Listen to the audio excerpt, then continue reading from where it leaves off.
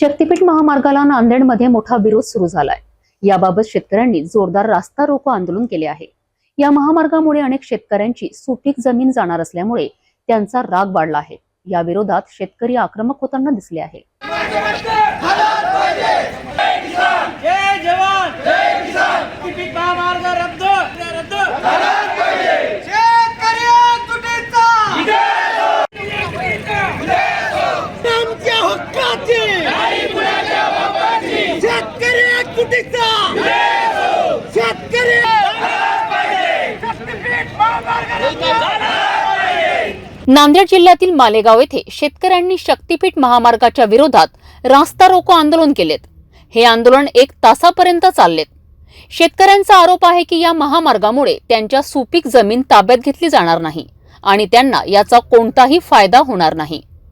या मार्गावरून अनेक शेतकरी एकमताने विरोध करीत आहेत। त्यांनी ठरवले आहे की आम्ही 1 इंचही जमीन देणार नाही। काय नाव तुमचं आणि तुमची कुठे जमीन आहे, कोणत्या गावात आहे, किती क्षेत्र आपलं बाधित होणार आहे? मी सतीश केशवराव कुलकर्णी, मी मालेगावचा रहिवासी आहे। मालेगावला माझी जमीन आहे।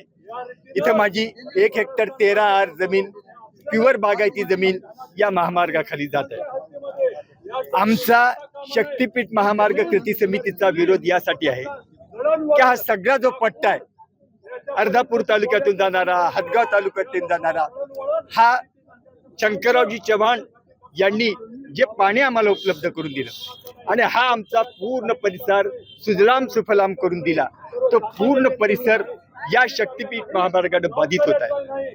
आमच्या इथे ही जी संपत्ती निर्माण झाली या पाण्यामुळे ती सगळी नष्ट होत आहे आणि या संपत्ती नष्ट झाल्यामुळे अनेक प्रश्न निर्माण होणार आहेत।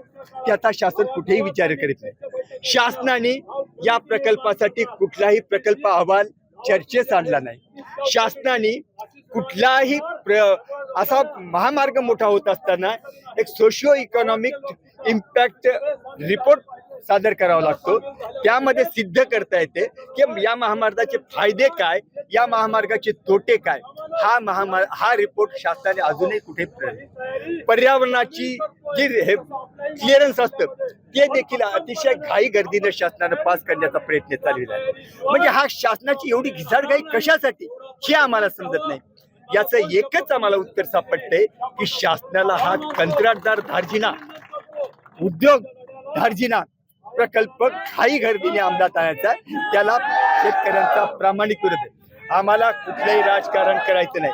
सर्व पक्षीय नेते आमच्या पाठीमागे आहेत, कारण ते जमिनीवर जुळलेल्या नेत्यांची काका परवा हदगावला मुख्यमंत्री आले होते, त्यांनी सांगितले की सर्व आमदारांनी आम्हाला सांगितलं की कोणत्याही शेतकऱ्याच्या नांदेड जिल्ह्यातील विरोध नाही। हे एकदम फसवं विधान आहे। आम्ही ज्या आमदारांना खाजगीत विचारलं त्यावेळेस त्यांनी सांगितलं की हे धोक्याने एका विशिष्ट आमदारांनी हे धोक्याने मुख्यमंत्र्यांपर्यंत हे विधान पोहोचले।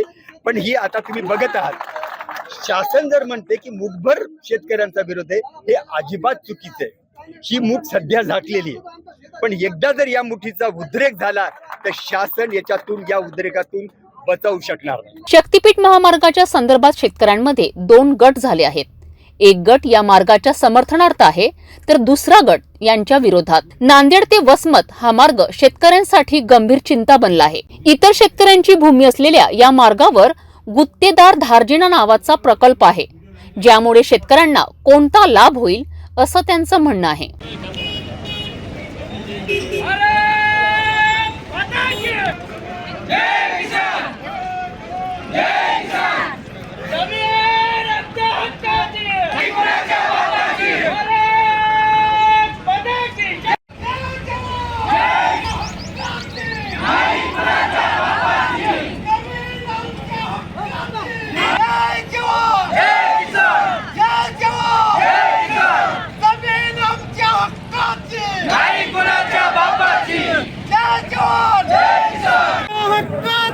नाही कुणाच्या बापाची जमीन आमच्या हक्काची, नाही कुणाच्या बापाची। जय जवान जय जवान जय किसान। शक्तीपीठ महामार्ग रद्द झालाच पाहिजे। शक्तीपीठ महामार्ग रद्द इथं विचारात घेतलेला आहे। कुठल्या शेतकऱ्याला विचारात घेऊन हा रस्ता केला. अलाइनमेंट ज्यावेळेस टाकली का त्याच वेळेस त्यांनी कुठल्या शेतकऱ्याला विचारलं नाही. हे इथं मनानं बसून काही पण कारभार करतील. ही तर सगळी आमची काळी माया आहे, ही सुपीक जमीन आहे. आमचं सर्वस्व हिरावून घेतल्यावर आम्ही जगावं कसं, हे फडणवीस साहेबाला हेच आमचं म्हणणं आहे की आम्ही काय करावं, आम्ही जगावं कसं, आम्हाला काय मार्ग पुढे आहे. जास्त मोबदला दिला, 10% मोबदला दिला तर ते नको. साहेब जास्त मोबदला देऊन काय करणार आहेत ते, आमची पूर्ण जमीनच जर जात असेल तर नुसते पैसे घेऊन काय करणार आम्ही, कुठं जगणार, कुणाच्या इथे भीक मागणार, पैशानं सर्वस्वी येणार का आम्हाला.